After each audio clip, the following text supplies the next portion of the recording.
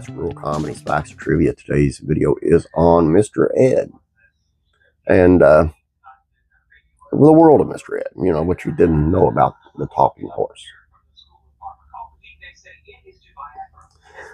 And we'll begin as soon as I can get her up there. It all began with the short stories of Walter R. Brooks. Born in 1886, Walter Roland Brooks was working for an advertising agency when an inheritance made the need for employment non-existent. Eventually, though, he went to work for the American Red Cross, then on several magazines where he did editorial work. In 1940, he began writing short stories about a talking horse and his drunken owner, which may go a long way in explaining why the horse only talked to him.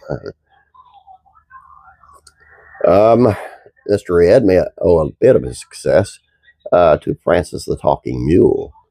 Like Mr. Ed, this film series was based on works of fiction, in this case from author David Stern, a U.S. Army captain who wrote the novel Francis in 1946. According to the book's jacket copy, David had been made co-officer in charge of an Army newspaper. One night he said, "I was sitting looking at a blank unpainted wall. To pass the time, I wrote 4 pages of dialogue between a second lieutenant and an Army mule. I had no intention of writing more, but that little runt of a mule kept bothering me. With memories of OCS fresh in my mind, I thought I might rid myself of a creature by shipping him off to become a second lieutenant. Francis outwitted me. He refused to go." Bringing Mr. Ed to television, Arthur Luben, who had directed 6 of the 7 Francis the Talking Mule films, as well as Don Knotts' Incredible Mr. Limpet, had wanted to bring the concept to television but couldn't obtain the rights. Then he learned about the existence of the short stories written by Walter R. Brooks and obtained those rights.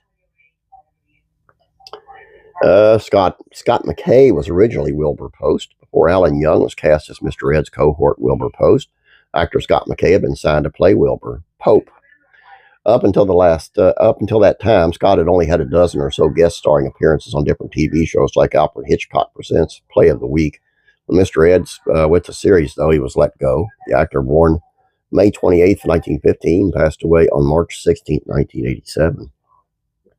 And then Alan Young came in to play Wilbur, a British-American actor born Angus Young on November 19, 1919. His ambition to get the entertainment was being met during high school when he had the comedy radio show on the CBS network. He served in the Royal Canadian Navy during World War II, his family having moved from England to Canada, after which he resumed his work to radio. Eventually, he was made host of the Alan Young Show on NBC Radio Network before bringing the show to television for CBS. The voice of Mr. Ed was provided by actor Alan Rocky Lane. You'll never know it from reading the credits, but Mr. Ed was not voiced by himself, instead being brought to vocal life by an actor by the name of Alan Rocky Lane. And Clint Eastwood meets Mr. Ed. Doesn't that sound like a Saturday Night Live skit or something? The truth is that during Mr. Ed's run, Clint Eastwood was starring in the CBS Western series Rawhide.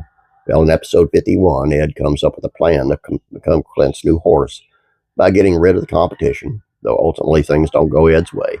Believe it or not, when Clint's last directorial effort, 1517 to Paris, was released, he told the New York Times about the important lesson he learned from that guest appearance.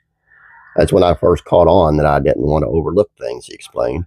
"I was asking myself a lot of questions. You shouldn't pose like that. What would the real me do in this situation? The hardest thing for a professional actor to do is to play themselves. Most actors are hiding behind roles, and I don't even know who they really are." And there we go. Hope you guys enjoyed this. Old Mr. Ed, I haven't seen him around on TV for a long time. It'd be nice to see an episode or two. All I got for you, please subscribe. If you have not yet, please like this video. I'd appreciate it. You guys have a great day. God bless you, and I'm praying for you.